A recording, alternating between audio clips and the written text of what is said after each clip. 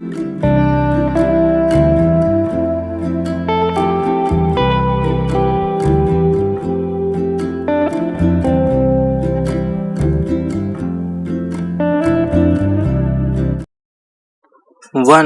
To three start. Speaker महोदय, राष्ट्र के जीवन में एक ऐसा समय आता है जब तत्कालीन सरकार को देश में वर्तमान अनिवार्य समस्याओं को हल करने के लिए, कठिनाइयां दूर करने के लिए असाधारण कदम उठाने पड़ते हैं। आज ऐसा ही समय प्रस्तुत है। इसलिए मंत्रिपरिषद की सिफारिश पर राष्ट्रपति ने पूर्ण अवधि से पहले ही लोकसभा को भंग कर दिया है। किसी संसदीय लोकतंत्र में यह कोई असामान्य बात नहीं है, लेकिन भारत में ऐसा पहली बार हो रहा है। हमने ऐसा क्यों किया, जबकि सभी यह मानते हैं कि हमारी सरकार अगले 14 महीनों तक काम करती रह सकती थी? इसका कारण है कि हम केवल सत्ता में ही नहीं रहना चाहते, बल्कि यह सोचते हैं कि सत्ता के बल पर अपने यहाँ की अधिसंख्यक जनता के जीवन को हम बेहतर बनाएं और न्यायोचित समाज व्यवस्था की उनकी आकांक्षा को संतुष्ट करें।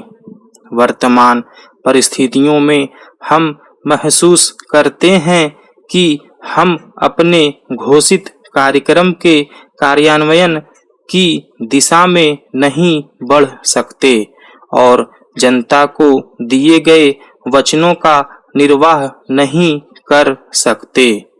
स्वाधीनता के बाद के वर्षों में राष्ट्र ने अनेक उपलब्धियां प्राप्त की है, जैसे व्यापक और जटिल औद्योगिक उपक्रम, भूमि सुधार जिनमें जमींदारी प्रथा का उन्मूलन शामिल है, शिक्षा का व्यापक प्रसार जिसमें विश्वविद्यालयों और तकनीकी शिक्षा का भी काफी अधिक विस्तार शामिल है, बड़े पैमाने पर सामाजिक सुधार और अनेक क्षेत्रों में विशेषतः विज्ञान और प्रौद्योगिकी के क्षेत्रों में प्रगति।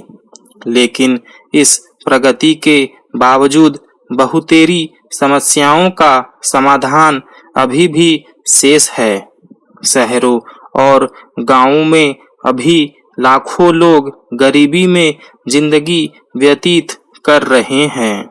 सामाजिक, आर्थिक और राजनीतिक न्याय जो हमारे संविधान का आधार है, अभी भी ऐसा लक्ष्य है जिसे पाने के लिए हमें संघर्ष करना है।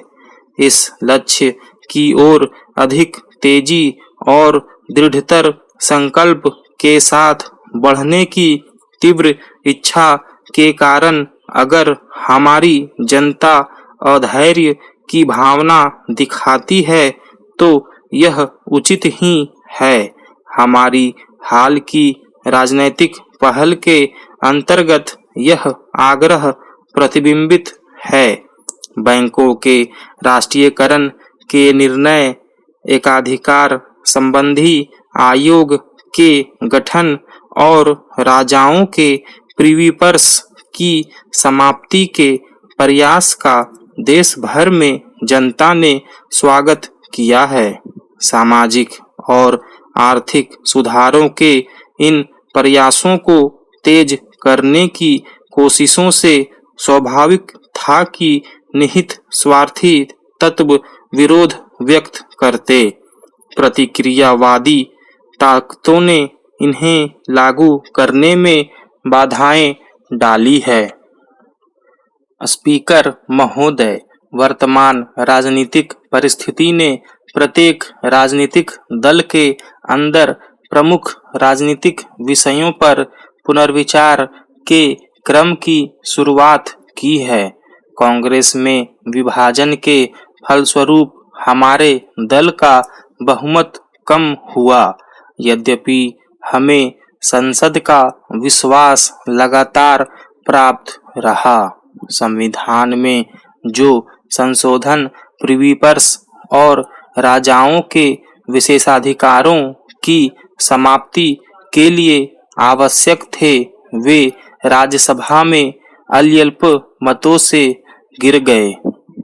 नरेशों को आगे मान्यता न देने के लिए राष्ट्रपति के आदेश को उच्चतम न्यायालय ने असंवैधानिक करार दे दिया। राजनैतिक तत्व आर्थिक कठिनाइयों तथा जनता की बढ़ती हुई अधीरता का गलत लाभ उठा रहे हैं। उग्रवादी हिंसात्मक गतिविधियों को आयोजित कर रहे हैं।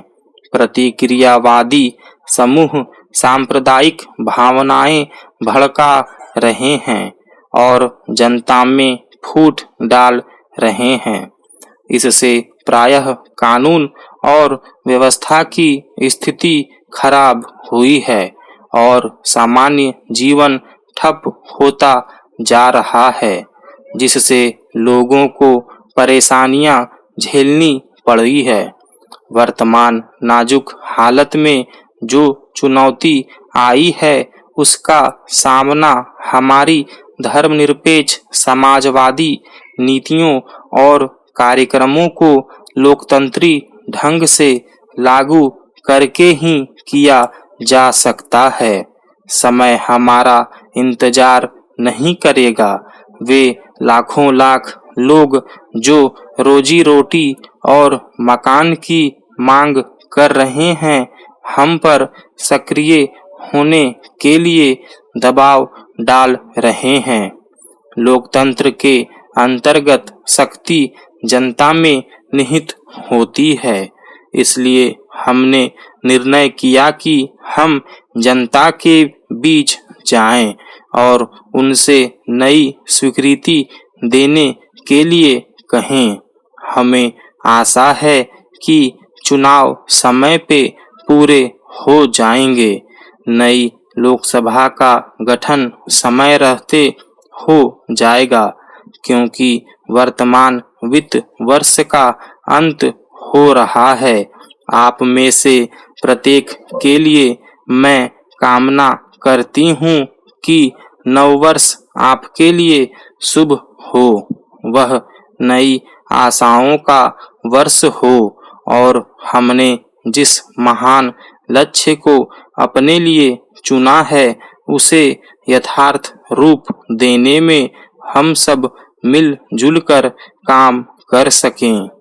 अब जबकि आपने संसद को भंग कर दिया है और आपकी कोई भी जवाबदेही किसी लोकतंत्री संस्था के प्रति नहीं है, क्या आपकी सरकार को यह अधिकार होगा कि यह मध्यावधि चुनाव तक की अवधि में नीति संबंधी कोई बड़ी घोषणा करे? इसके बारे में संवैधानिक स्थिति क्या है?